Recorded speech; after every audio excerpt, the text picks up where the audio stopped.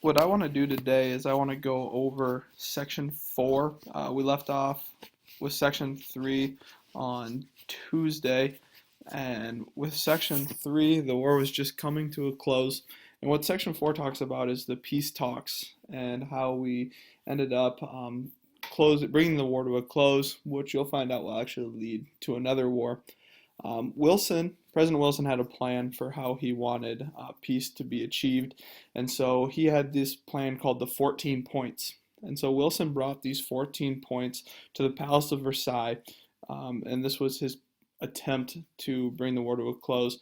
And he kind of had this hero status at the end of the war, both in the United States and across the ocean. Everyone looked to him as a guy who was very intelligent, very bright, knew what he was doing, he had experience, and they thought that he would be a big leader and play a leadership role in this treaty being complete. When he brought these 14 points, just a quick look at them. The first 5 points of the 14 were strictly about avoiding another war. Uh, Remember, they called it the Great War, but it was a war that saw a lot of death and destruction. And so the first 5 really wanted to avoid another war. The first one saying there should be no secret treaties among nations. The second was freedom of the seas. And obviously that one refers to all the unrestricted submarine warfare that happened in World War One. Number 3, tariffs and other economic barriers among nations should be lowered. That would lead to free trade, and so potentially less fighting. Number 4, arms should be reduced. And number 5, colonial policies should consider the interests of the colonial powers and people as well as the interest of the imperialist powers. So we've been talking a lot about imperialism last unit and the beginning of this one, and so that was trying to make sure that they took into account the people of the nation that was being taken over. So they thought all 5 of those would help avoid another war. The next 8 of Wilson's 14 points dealt with boundary issues and countries getting more or less territory, getting colonies. And the 14th point was to establish a League of Nations. Now, this was Wilson's biggest point, and the League of Nations was an international organization that was put in place to address diplomatic crises like those that had sparked the war. The point of this league was to avoid the small things that led to the First World War occurring. And so Wilson really, really wanted that League of Nations to happen. And so his number one goal when he arrived was to secure peace, and you can see that through the 14 points. Now, his plan differed a little bit from some of the other men that were there trying to negotiate a peace settlement. George Clemenceau was from France, and he wanted Germany to pay. He had witnessed 2 German invasions into France in his time, and he wasn't necessarily just worried about peace. He wanted Germany to feel the effects of their wrath, you can say. Same thing goes with David Lloyd George, the head of Britain. He ran on a campaign slogan actually that was said, "Make Germany pay." And you also have Vittorio Orlando from Italy, and he wanted Austrian held territory. So you have these 4 men who come together to get a peace treaty. Wilson's kind of the odd man out. He just wants peace. The rest really want other things. They call these 4 men the Big Four, the 4 that negotiated there. You can see that obviously Russia isn't there. The reason that they're not is because they were dealing with their civil war and the newly formed communist government, and Germany, who wasn't invited to the war, or wasn't invited to the Treaty of Versailles. Wilson brought those 14 points. Obviously, the other 3 had different ideas, and so they didn't agree to many of them. And so he had to concede a lot of those 14 points in order to establish the biggest point, which he thought was the League of Nations. And so that one did come through, the other ones not so much. Now, debating the treaty. The treaty established 9 new nations. Some of those were Poland, Czechoslovakia, and Yugoslavia.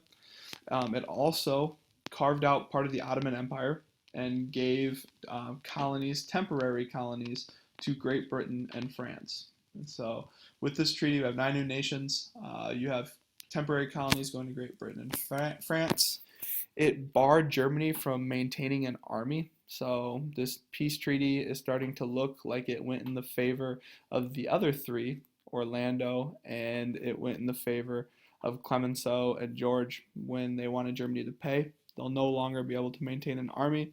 And it also forced Germany to pay $33 billion in reparations or war payments for the destruction that was caused. The treaty was weak. I'm going to go down to war guilt clause first because if we look at this, it said they had to pay 33 billion in reparations. The Germans did, and the reason they had to do that was because of this war guilt clause. It was a clause in the treaty that blamed Germany for the war. It made them take sole accountability for all that happened. Now we obviously know that that's not true.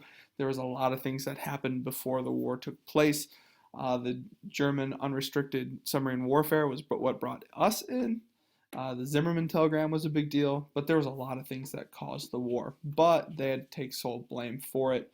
And the punishment of Germany with the war guilt clause and the loss of their army and the 33 billion in reparations payments really made lasting peace impossible. Wilson wanted lasting peace, but if you're going to essentially humiliate a country like that at one of these treaties, then you know that at some point they're going to want revenge for what took place. Wilson brought this treaty home. He needed to get it passed by Congress, obviously, because it was going to deal with a lot of U.S. foreign policy.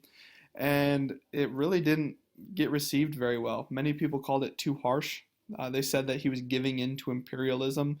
One of the reasons they said that is because you saw that Great Britain and France got these temporary colonies. And so they said what you're doing is exchanging one set of colonial rulers for another.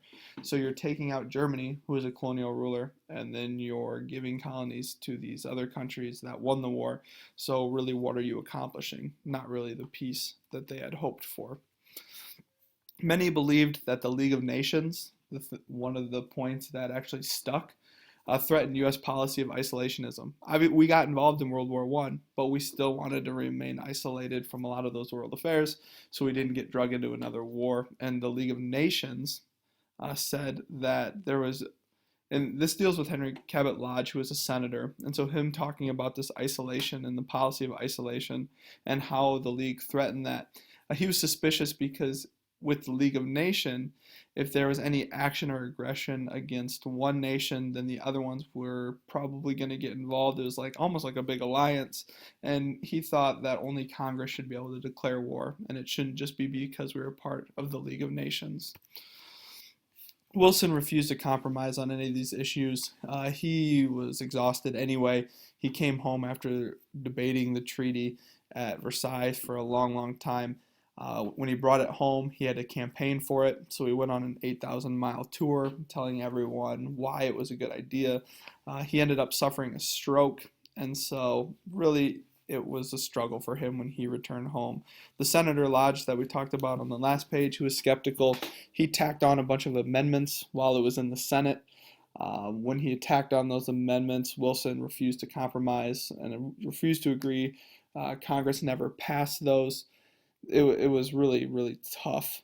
The U.S. actually never even joined the League of Nations. Wilson was the one who brought it to fruition, and we didn't even enjoy it. We actually ended up gaining a separate peace treaty with Germany instead of joining the League. As we look at all this, we can kind of take a step back and look at the legacy of the war as a whole. It did a lot of things not so good, some things good. One of the things it did is it strengthened our military with the Selective Service Act. It pushed for social change. African Americans with the Great Migration, it allowed them better opportunities. Women, they were starting to get better jobs. Although the pay wasn't there, they did get the 19th Amendment, the right to vote. Other change and legacy of the war, you saw a communist government in Russia. You saw fascism and fascist governments take over Italy and Spain. And this was really called the war to end all wars. It was the Great War for a while, but the reason they called it the war to end all wars is because everyone was kind of appalled by the destruction that came as a result of the war. Americans called it this because they really hoped that humanity would never again be willing to fight such a war. It was so terrible.